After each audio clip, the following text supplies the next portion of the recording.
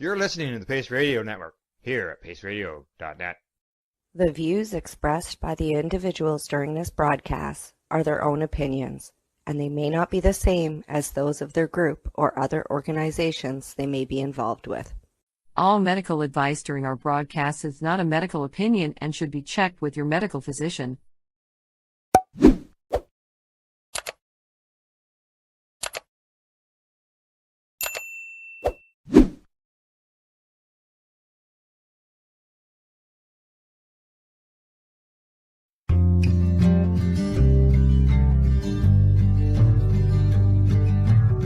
I want to talk about news, don't want the drama. From no pretentious media Madonna. I found me a great ganja mama. Cannabis and coffee with Tamarijuana.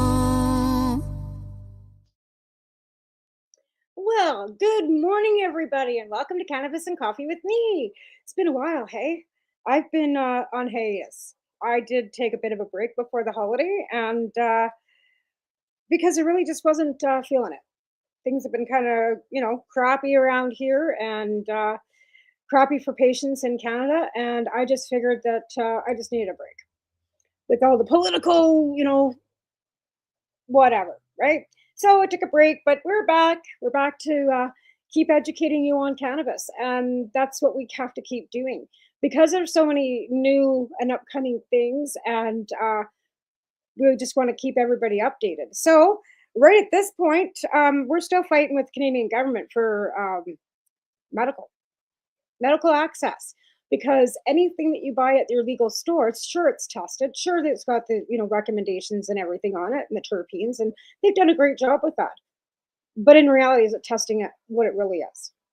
Secondly, a 10 milligram package of candy or edibles isn't 10 milligrams. It's 10 milligrams for the whole package, not for the per candy or per gummy or per caramel. The only way you can actually effectively get what you might need is by buying capsules. And that's where the line kind of falls to the gray, because they're allowing you to have a capsule that is actually 10 milligrams each, and there's 250 of them in a package, or 100 in a package, or however many, right? So you have that option. But again, you've got medical capsules and edibles and all these things and creams and lotions in a recreational market. That kind of flabbergasts me, because I've never known that anything that topically you'd share as a recreational thing. So you're going to use a topical rub recreationally. To me, that's medical. So we need to, and again, the government does throw that line down there. If you go get a CannaCell or a cert, so you can sell cannabis, there's a line, and they will, very strict line between recreational and medical. Why, when you walk into any of these legal stores and you even mention the word, hey, I might need this for such and such, they stand back and go, no, we can't help you, because they're not medically trained. They're not allowed to give medical advice. See, I'm not a medical practitioner myself either, and we don't give medical advice.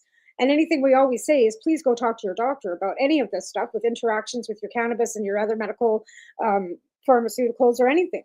But again, a lot of the Canadian doctors are not educated on our cannabinoid system or what cannabis actually can be beneficial for you. It's all kind of hit and miss, and other people talking to other people and actually informing each other. So it's a matter of, is it fact or is it opinion? It's life experience. And a lot of people, and I say this often, it doesn't work for everybody, right? It's like any medication that you take. Some people are allergic to cannabis, some people aren't. Some people can use it, some people can't, but people are allergic to antibiotics. My dad was allergic to penicillin. So if you look at it from the medical aspect with the RX label on it, then you have to keep that in mind, that you're dealing with people that have medical need. And again, I'm not saying that it works for everybody. I'm not saying it's a cure-all. I'm not saying that it's going to be something that's going to absolutely help you, but it might. And if you're at the point in your life where your terminal illness has got you to that, you're looking at the MAID program, why don't you try cannabis before you try MAID? And I often say to a lot of cannabis patients that I've spoken to me, they're like, well, what about getting high? Honey, you are terminally ill. I don't think being high should be an issue. And again, if you're eating oil, you are going to get high. The RSO fecal will give you that. It will. I'm not going to lie to you. You are going to feel, some people feel uncomfortable. Some people green out. Now, greening out is, they say overdosing. I say it's too much usage. But the difference between cannabis overdoses or cannabis overusage and anything else is you're not going to die. You're going to feel uncomfortable. You're going to feel kind of icky. You might have to, sleep it off, but you're not going to die. You can't say that about any other medication that's out there. You cannot take too much of something and not have side effects and sometimes bad repercussions, right? Hello, Bobby Doo. Thanks for coming in, and thanks for everybody that's watching. If you'd like to come up and actually have a conversation, I can bring you onto the show. I just have to connect you through a link, and then you can come up on the panel if you want to come in and discuss or talk about anything. You just got to send me a message through Facebook, because that's what I've got up right now. And then I can send you the link, and then you can come up and talk with me if you like. Again, like I said, there's so many different, hello, Zoe, so many different aspects to cannabis and how it's used. Now, again, I've got several chronic illnesses. I've had colitis since I was 16 years old, and it does help quite a bit with the inflammation on that. Does it stop the chronic diarrhea? No. Does it help with my pain levels? I will say no. It diverts my attention away from the pain so that I'm not constantly concentrating on the pain. Does it mask my pain? No. No, it doesn't. So the reality check is, for me, this is my experience only. I still take methotrexate for my RA because cannabis doesn't block down my overactive immune system. Believe me, I wish it did. Before I had my diagnoses for all these wonderful little critters that I've got now attached to me, I tried everything.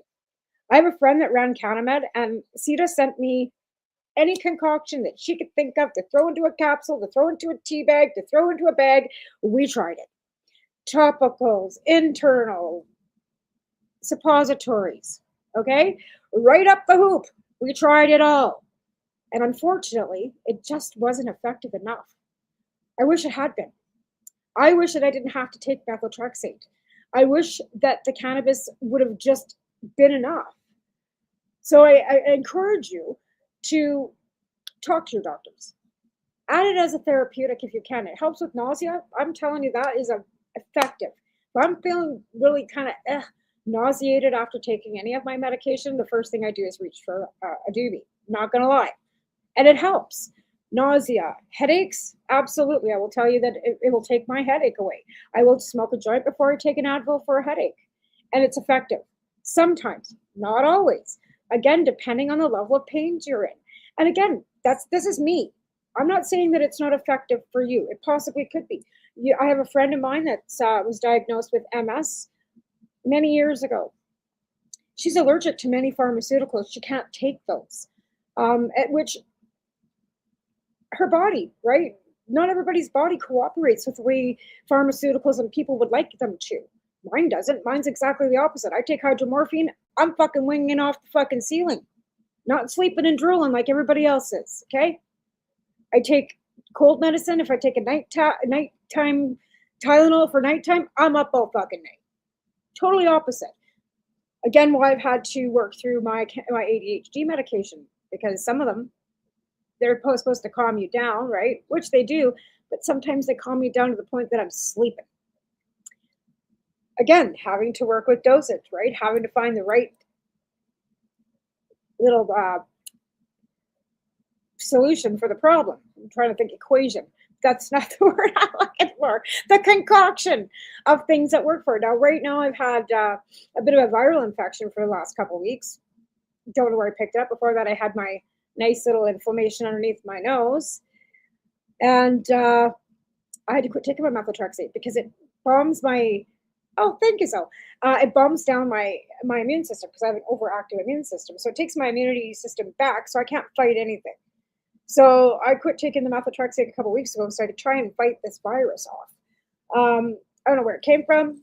All I know is that when I went to the doctor, she said, it's a good thing you got your flu shot, because if you didn't, you wouldn't, yeah. So I'm not out pushing vaccines. I'm just saying my doctor said that, I have a friend that actually I think gave this to me.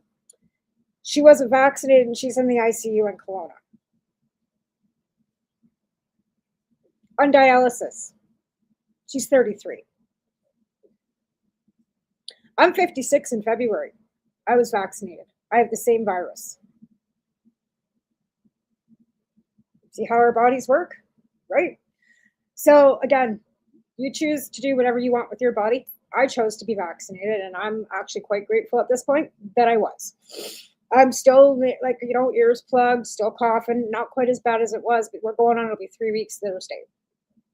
I've had friends of mine that said they've had it for 6 weeks, and it's viral. So it's not like your doctor's going to be able to give you much for it. I was given Ventolin and Flovent to help with my coughing and my lungs. So there's that. Again, cannabis also is an antibiotic. It's not going to cure your cold or your fucking COVID. No more than ivermectin will. I just said. Try not to be spicy, because I was awfully spicy this morning. And I'm feeling kind of spicy, but this is a cannabis channel and not politics, so we're going to keep it to just that today. But again, back to the usage of cannabis and whether it's recreational or medical, right?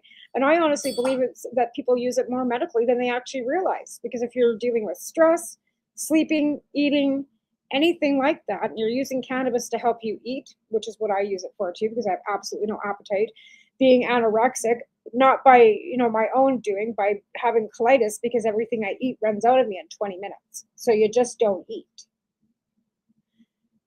Not kidding. So again, after years of that, because like I said, I was diagnosed in 86 with colitis. I'll be 56. I was 16. So at 16 years old, when you're dating and going out and stuff and doing things like that, you didn't eat, because that meant the night would be over, right? So I learned how to get by on very little food or none at all. Yeah. And then I had kids and had to eat. So I'm one of those moms that they say, oh, don't tell your kid they have My doctor knew when I had a baby when I was 39 years old, who is now 16 and very smart, very fucking capable of doing whatever, that I had smoked cannabis through my pregnancy with him. Why? So I could keep food in my fucking body, not be puking up everything, and actually sleep. My boy was born 5.5 weeks early, but so was my daughter in 92 when I didn't smoke fucking anything. So, you know how they want to do studies on women that have had babies? I got a 16-year-old up there that they could fucking study. They could. His brain's not smaller than anybody else's, I'll tell you that much. He's smarter than most adults. So, just saying, there are different aspects for everything, and we are all individuals, and we are all going to be affected by any medication, whether it's cannabis, antibiotics, painkillers, whatever it is. You're going to have a different effect than your neighbor. Just saying. I have friends that have taken gabapentin that has made them fucking nutty. I take gabapentin when I need it, and it doesn't make me nutty. I've had friends that take Prozac that have actually lost their fucking minds because of overuse of, not Prozac, not Prozac. It's right there.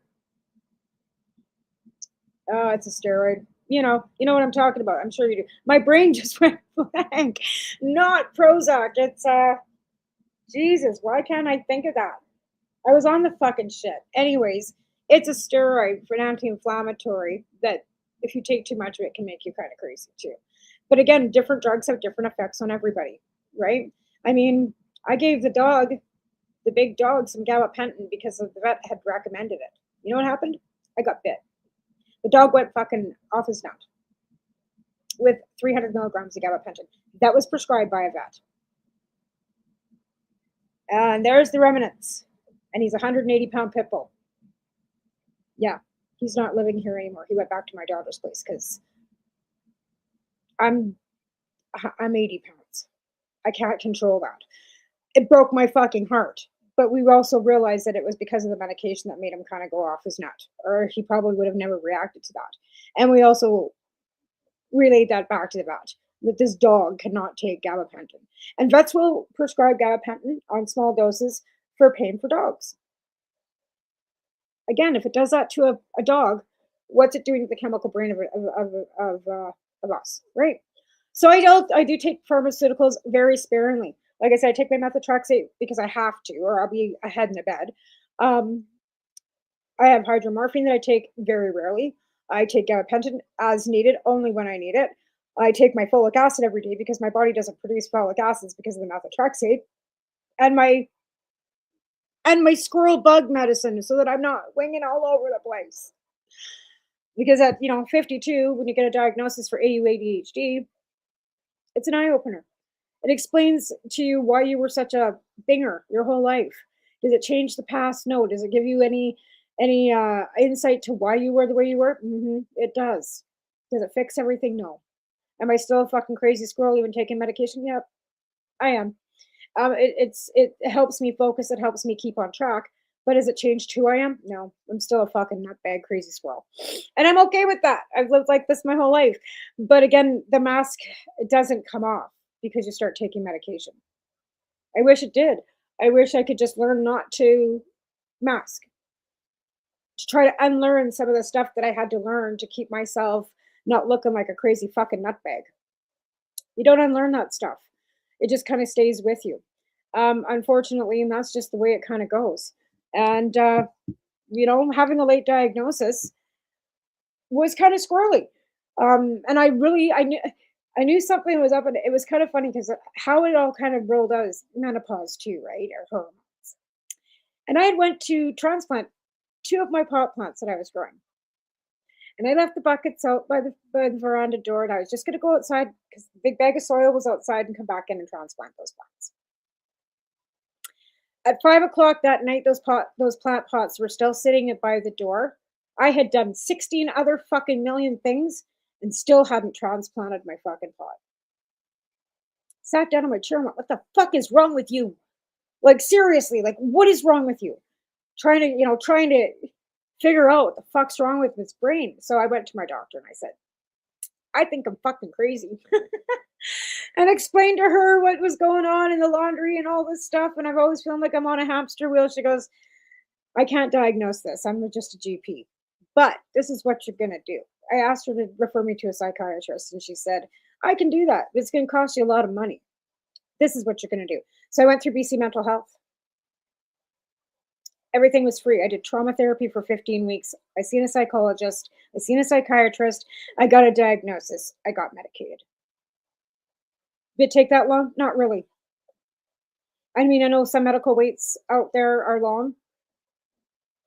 I was in and out of there and done with a diagnosis within 6 months. I had to wait 2 weeks for them to call me to make an appointment. So again, I don't know what the wait lists are like right now. This was back, 4 years ago, right? But it was BC Mental Health, and it was all free. Even the EMDR treatment for my trauma, free through BC Mental Health. So again, there are agencies within our province, Alberta, who knows over there right now because everything's falling apart with their healthcare privatization, right? And again, like, when it comes to mental health, I think that we need more of it. I also find cannabis quite effective to help me with my anxiety, with the squirrel feeling, because it'll slow me down a bit, right? But it wasn't effective enough not to keep me off pharmaceuticals for myself. Again, this is me. What works for you could be totally different, right? So again, cannabis is a therapeutic added medication that you can add to or use by itself if it works directly for you. Again, there's no right and wrong in this answer. There's no right or wrong answer, especially when it comes to cannabis, because it works for some, not for all, but it's very easily to change and mix and match your different strains and stuff to find something that can work for you. I make a lot of edibles, but I don't eat a lot of edibles. I find that it slows me down a little bit too much and puts me to sleep. So if I want to sleep, I'll eat one of my gummies. Absolutely will. But again, if I don't want to sleep and I want to be functioning, I'm smoking, which reminds me, I need to smoke one. Usually I start the show with one, but I'm running a bit low this morning. I haven't made it out to the store, so I was going to save this for the break. But we got another 10 minutes till we go to the first commercial break, so I'm not going to be able to wait that long. And again, if you're using the legal market, I use both. Unfortunately, our store out on the sovereign nation is under renovation right now, but they do deliver, and or we have the legal market now. I use the legal market mainly because it's not a drive and the roads are bad. If it's not, then I will go out to the sovereign land and go out there and support them, because I believe that it helps them become more self-sustainable too. It's creating jobs on the sovereign nations. It's bringing medicine back to where it should be, to the nations, to our natural form, right? And cannabis is not natural to Canada. We all know that. It's not something that grew freely here before probably the spice trades. And I'm believing that it probably got brought over here prior to, the first whatever they think they fucking did. Like I said, history's changed itself so many times since I fucking was a kid. I can't even pinpoint. But we do know there was spice and trade done between the Middle East, China, and the North Americas, long before there was any written text about it. They just found a First Nations village that's over 11,000 years old. It was introduced before the pyramids. Or they're finding it was there or existed, longer than the pyramids. So history is kind of hard to track sometimes. And we've been whitewashed and propagandized and lied to for so fucking long. Do we really know when cannabis arrived in Canada? No. But I just do know that it's a tropical, warm growing plant that was probably brought here in the 1500s. Now, they used cannabis as medicine prior to 1920. They used to use cocaine as medicine too prior to 1920, which was prohibition. Kind of like alcohol too, they prohibited, right? Again, the cannabis industry didn't start in Canada as an industry. It was never intended to be an industry, a money-making fucking industry. It was intended to protect public health and safety. The same reason why alcohol was legalized, because people were making it in their fucking bathtubs and people were dying and going blind. Now, I can't say the same thing about cannabis because cannabis has never killed anybody in the history of the world. But with other drugs that we're having in the systems and the markets now, and all this screaming about fentanyl, all drugs need to be legalized and regulated, because I keep telling people aren't going to quit doing drugs. You are never going to fix the addiction problem. It's a disease. And another thing they're not going to want to fix it is because now it's become a huge industry. So addiction has now become an industry, a privatized industry. They don't want to fucking fix everybody. The reason why they won't legalize fucking hard drugs is because the other industry is bringing them more fucking money. Right? Treatment, detox, fall down, detox, treatment, fall down. They set them up for failure. It's a 3-tier system, and they get paid $10,000 fucking dollars a day to put these bodies through that fucking system. Guess who's paying for it? If you're a fucking AISH recipient, your Canadian tax dollars are paying for this. And it's a private system. If you've got private insurance, your private insurance company's paying these fucks. But there are recovery houses in fucking the lower mainland that are privatized that aren't even fucking regulated. And they're bringing people out. They're setting them up for failure. As soon as that person's got 30 days cleaning, all of a sudden there's a fucking drug party at that recovery house and everybody's falling down. They're all back in detox. So that fucking recovery private center can charge you or your government or your insurance company another $10,000 fucking dollars to put them back in detox, to put them through the same fucking system again. That's what Danielle Smith is hoping for in Alberta. She's hoping for the system to fucking fail so that they can make fucking money. Her friends can make money. Not even the Alberta government. Her friends that she is giving the fucking keys to the fucking privatized healthcare doors. Did you know that? So now they've made treatment an industry because they already made crime an industry. Private jails, incarceration, private, even though you think it's not. Government pays the civil servants that work there, but the building itself, they sold. It's owned by somebody else. They're paying fucking rent on it now. LCC, Lethbridge Correctional Institute. Check it out. And legalizing drugs would then take away all their friends' industry for detox and rehab. Now, this is going on not just in Canada, it's going on in the States too. In fact, there's a great show on At-Eze called Trafficking. And this is human trafficking. When you hear all these people saying they're seeing all kinds of white buses dropping homeless people off in your town, I thought that was a myth. I thought maybe that was just a bunch of shit. They are. They're picking people up off the streets, taking them into detox, taking them into treatment, and then having them fail, and then going back and picking more up. They're doing it in California, they're doing it in fucking Nevada, and they're doing it in fucking BC. I know this for a fact because I'm not saying there's white buses, but I know there's a treatment center out here. And they pick people up from other fucking parts of the province, bring them out here, have them fail, and then they're released onto the streets here. And they're not from here. Now, once you've done recovery and you're actually clean, it's not a good idea to ever go back to the scene of the crime anyway. You never want to put an addict back where they have access to the same people, the same fucking drugs, the same fucking lifestyle. You want to try and give them a fresh start, but you also want to make sure they've got housing when they get out and maybe some support and maybe some work. They're not. They're dropping the fucking ball. They're just letting them all loose back to the shelter where they're exactly going to be around the same lifestyle, the same people, and the same drugs. Make it fucking make sense.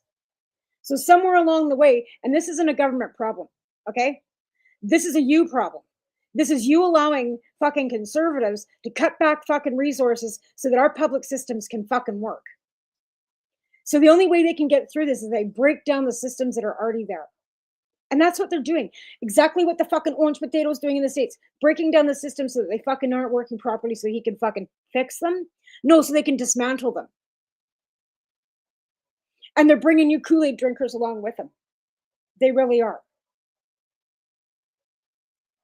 Addiction is a disease, no matter how you slice it. Alcohol, drugs, sex, food, sugar, caffeine. All of these things in life that we have in front of us. Tobacco, cannabis. And you're going to let the government tell us which ones we're allowed to have and which ones we're not, right? But you don't want a dictatorship, but you all expect the government to do something about this homeless and addiction problem.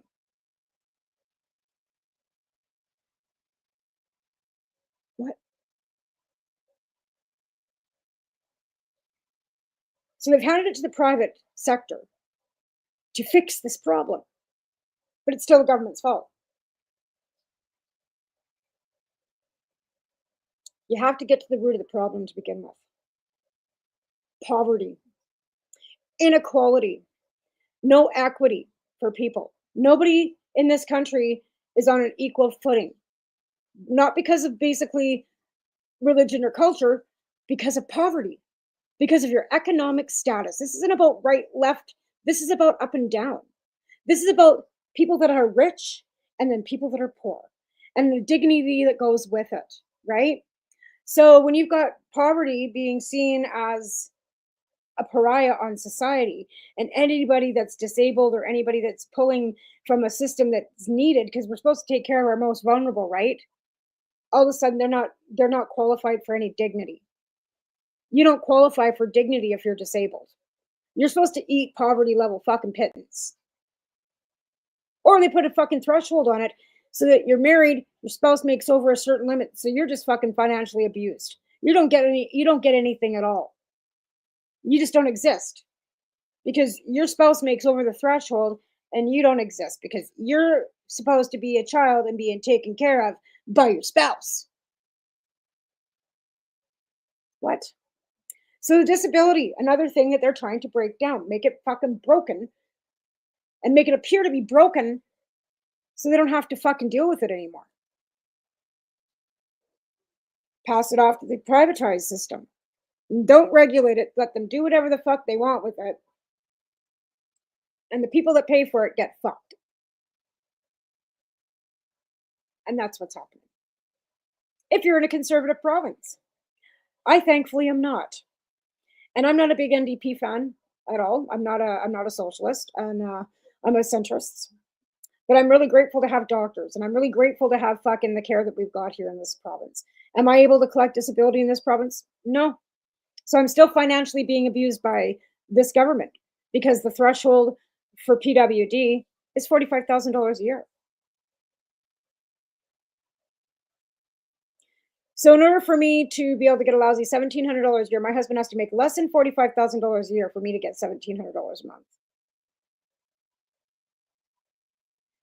That wouldn't even touch our bills. In fact, this accident, actually, I'm going to take a quick break here and thank our sponsors, and do a quick commercial here. And then I'll come back and talk to you about poverty and cannabis and how it goes hand in hand. We'll be right back after a quick break from our sponsors.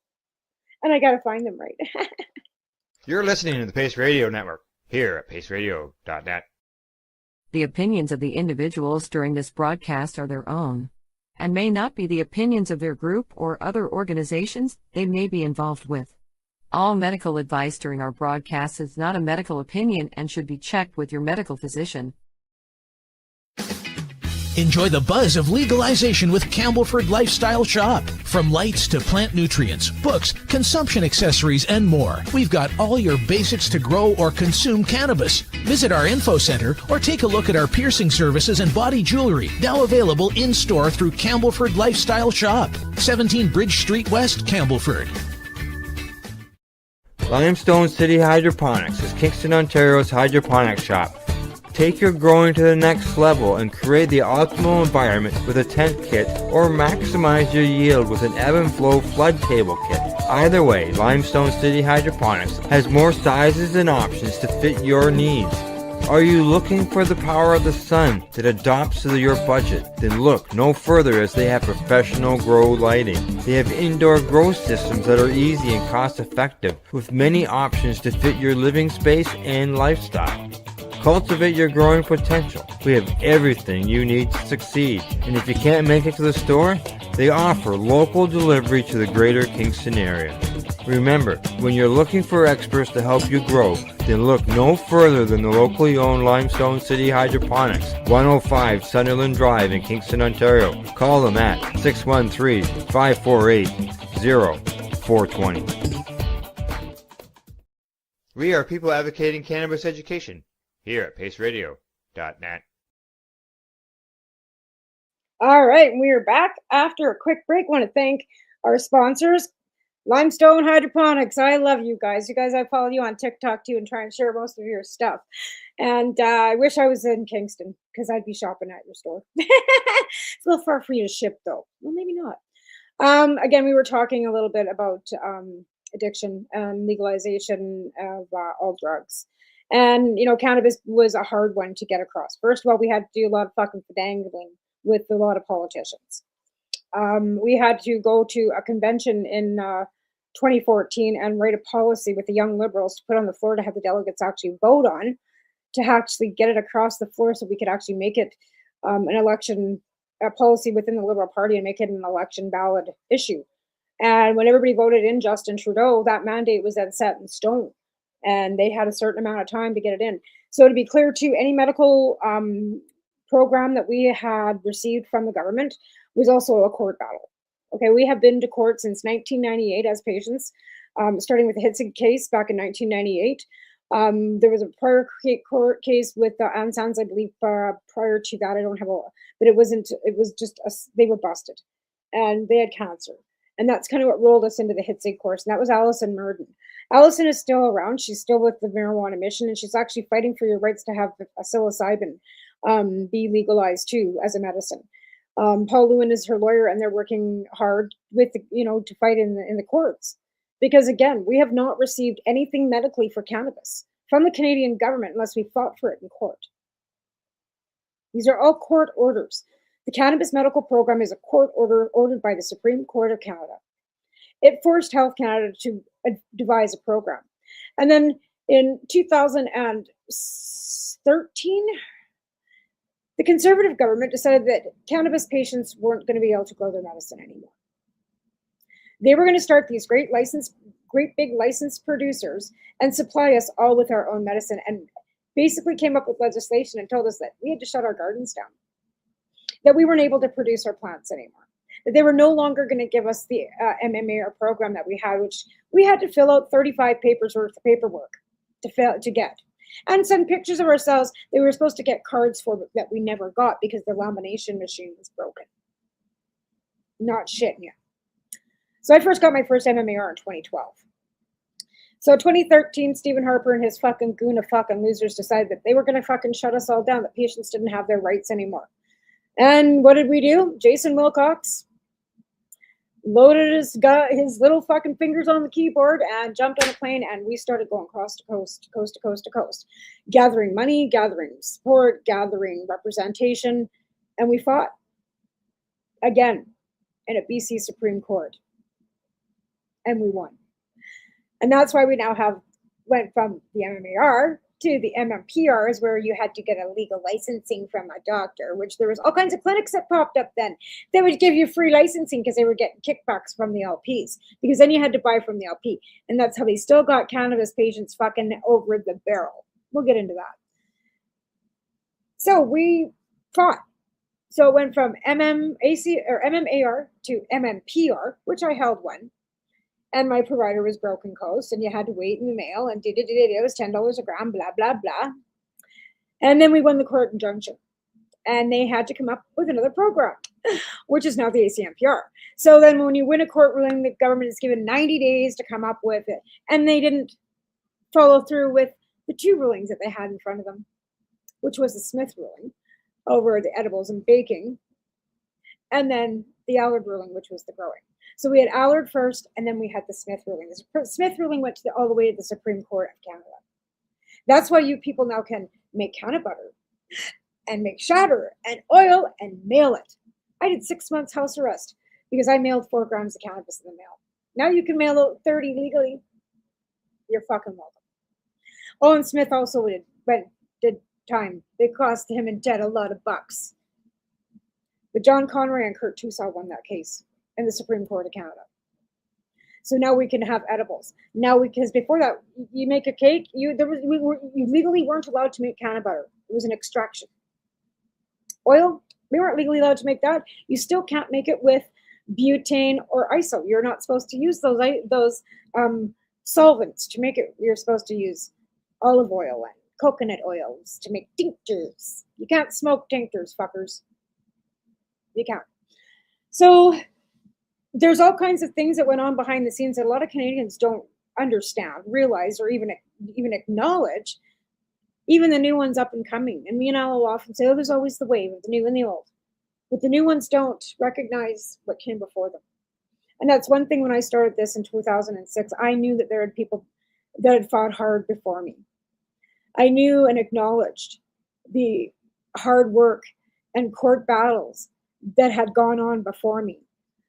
The fact that people had done jail time before me. The fact that I wasn't anybody special in my community because we were all fighting for the same thing. And we just had to keep that wave riding. So I started Southern Alberta Cannabis Club in 2006. It's 2026. So in June of this year, I've been doing this 20. Holy fuck. 20 years of fighting, and we're still not done yet. So when you think that the government's this and the government's that, and blaming the fucking government, I would be the person that should be blaming the fucking government. Instead, I went and sat with them. Instead, I sat myself at the table. I went and sat in MPs' offices, and I became very involved with the Liberal Party. And I was at that convention in 2014 helping write those policies in Montreal. I was campaigning for Justin Trudeau to get him elected and over that line so we could get legal cannabis. So there's a few things I've done in the past that I'm pretty proud of.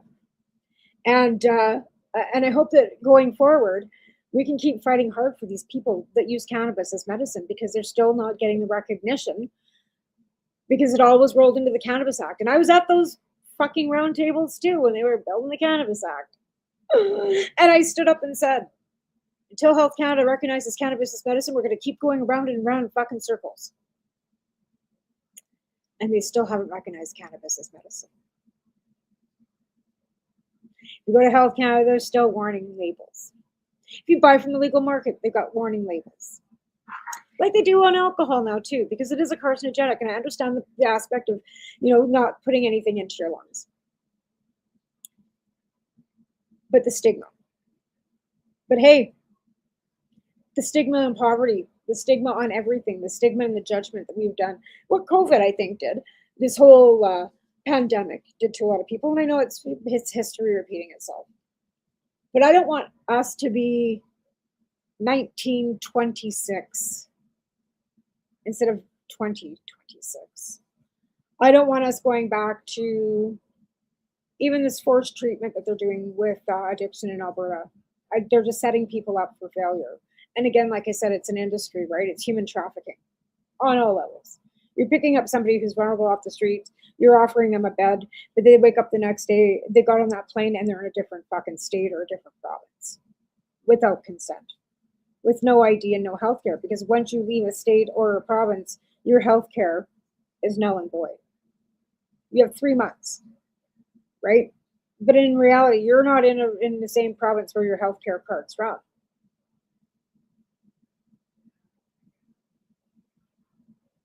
There's a lot of things in this world that are what the fuck right now, right? Another reason why I smoke cannabis. Because the world is what the fuck. And I think that we, like I've said this before, the cannabis community was a great community. Since legalization, we've kind of scattered because we don't, and I mean, it was like herding cats to begin with, to be fair, but we don't have any focus and we don't have any main goal. We fought the government hard enough, long enough in courts and, through legislation and everything else to get us to where we are. But it's not far enough, as far as I'm concerned, when it comes to drugs and addiction. I think that cannabis is a harm reduction. I think it should be offered as a gateway out. I know a lot of people that the statistics actually show that people have been drinking less alcohol due to the cannabis legalization in Canada. Which I've always said, even to my kids, I'd rather see you smoke cannabis than drink any day of the week. I prefer you don't do anything, right? Like, let's be fair. My mom didn't want me smoking weed no more than I want my kids smoking weed, right? Even though I use it for medicine, I know it's, fairly harmless and stuff. I don't want them smoking cigarettes either. It's harmful to their health, right? And I smoked cigarettes for years. I still vape nicotine. I'm trying to wean myself off that, but I haven't smoked a cigarette in a year.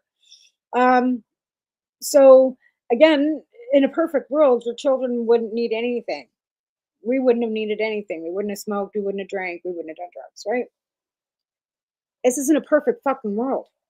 So this euphoria or utopia of them thinking that they're going to shut down that country from shipping cocaine into the States and shut down that one from fentanyl. People are still going to do fucking drugs. It's no more than you're going to take prostitution away, And if you can't fucking change it, then make it safe.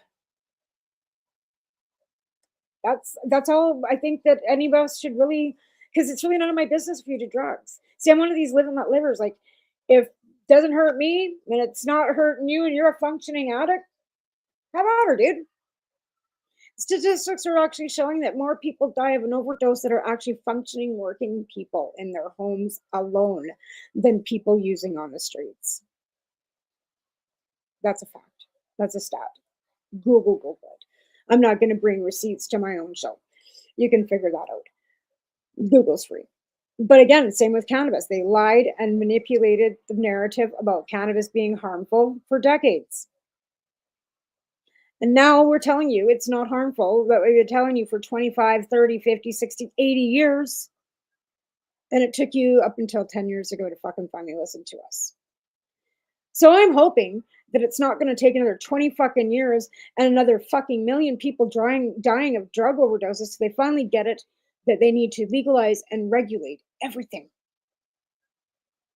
Whether you like it or not, manufacture it here. You want to fucking create jobs? Open a meth lab. I'm sure you'll have all kinds of people that are fucking qualified. You want to grow coca leaves? I know some friends that can help you. You know what I'm saying? Like, I know nobody wants to hear that. I know nobody wants to hear about it. But we produce vaccines here. We make pharmaceuticals here. If you want a chemical conjunction, we've got labs that can do it. So then why aren't we? Why are we allowing dealers to get rich? Why are we allowing people to die on the streets? Why are we letting this happen? It just doesn't seem like it's that difficult to me. We got a couple scientists in Canada that can make meth. Like I said, I'm sure if you put, an ad out for meth makers, you'd have a few. Just go to your local fucking federal prison. I'm sure you already have them.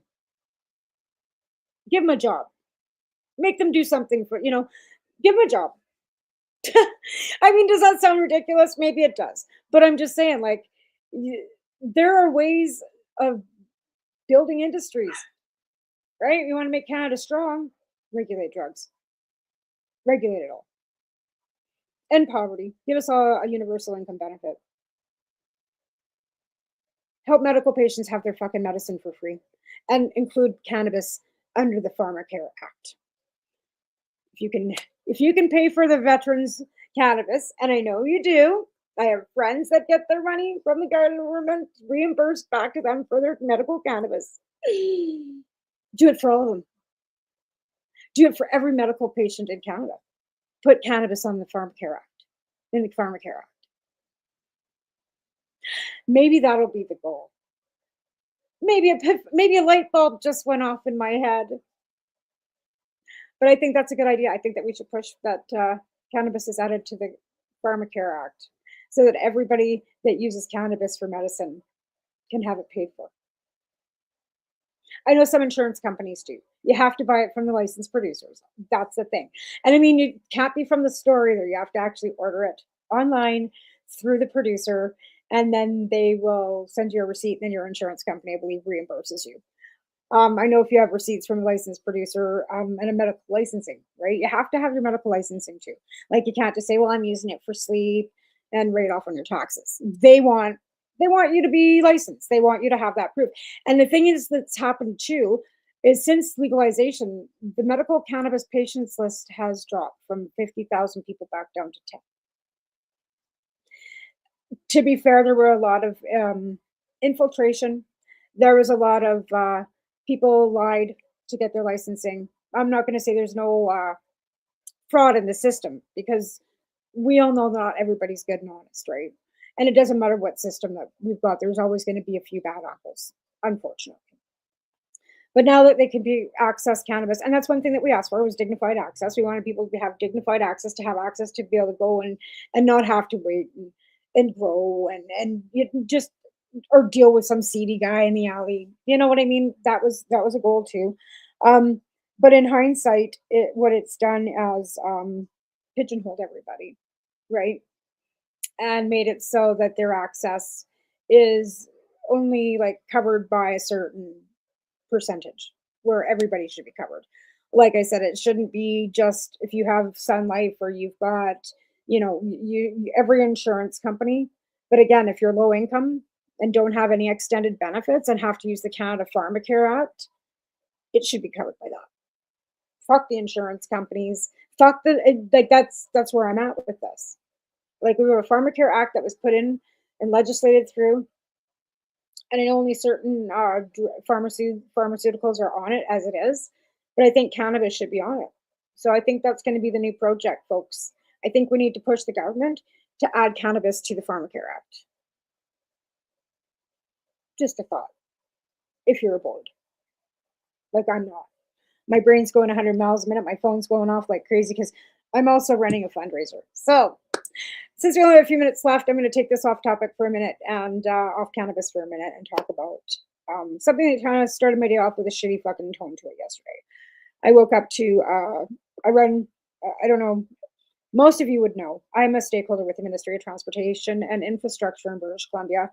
I started protesting and barking about our road maintenance company 10 years ago. Protested in front of the MLA's office and then got meetings with the MLA and the Ministry of Transportation. So they ended up giving me a stakeholders package. So I run 2 road pages on Facebook as well as do all this.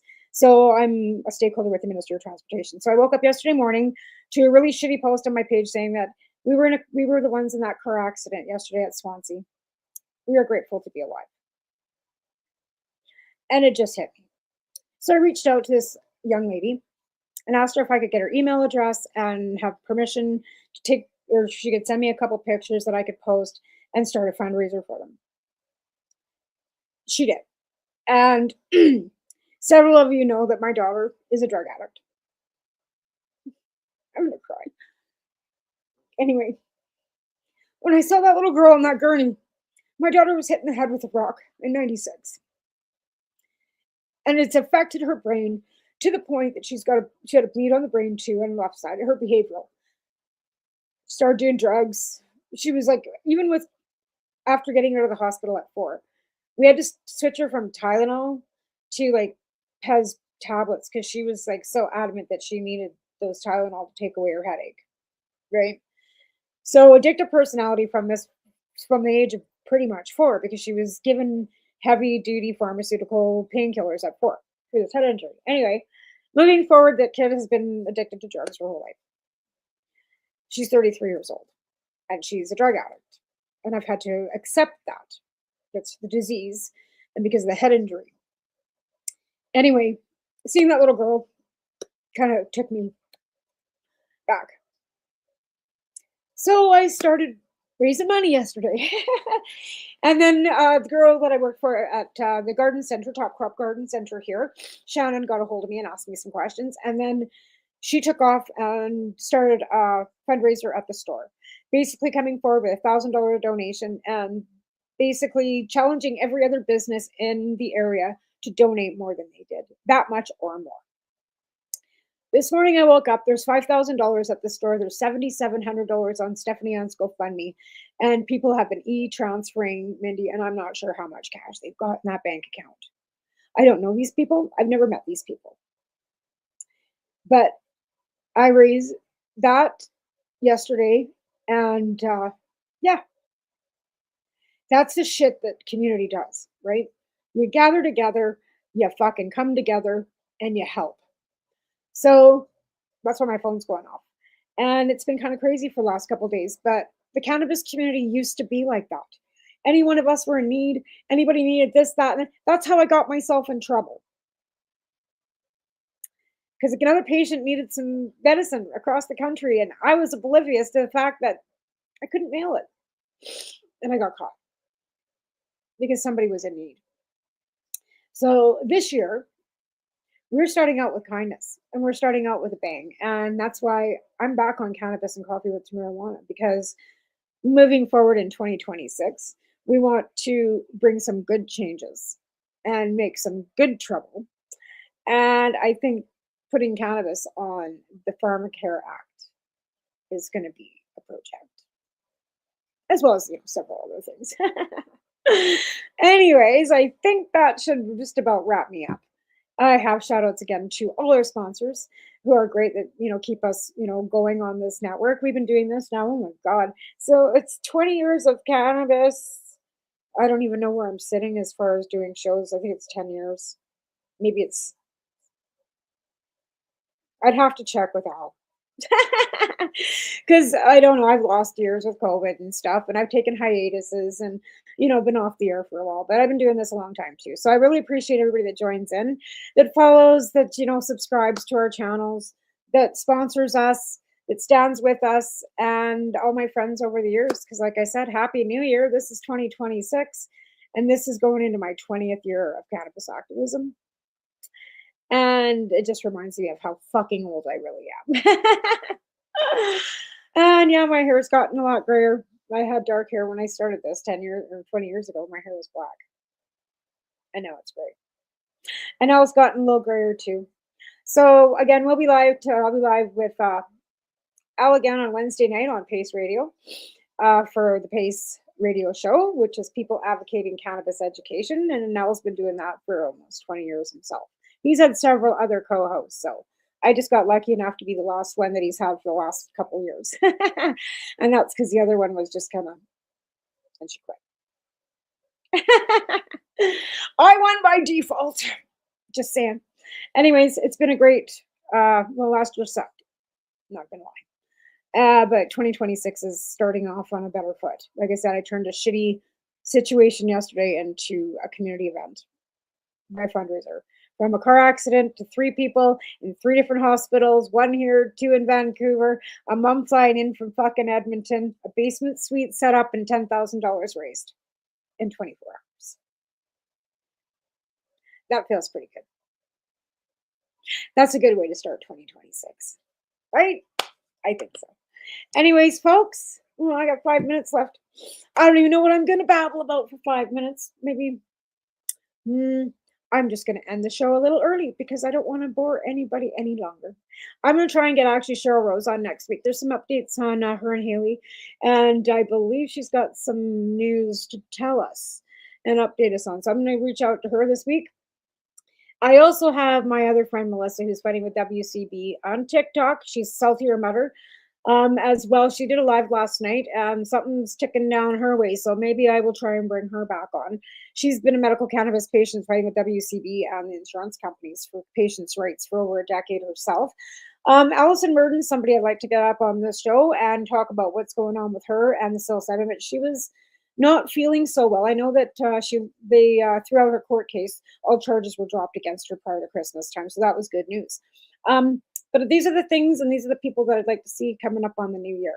So we'll see you next week, same time, same place, and I will see you all again Wednesday night at 8 p.m. Eastern Standard Time, 6 p.m. Mountain Standard Time on People Advocating Cannabis Education. Y'all have a great rest of your day, folks, and I'll see you then.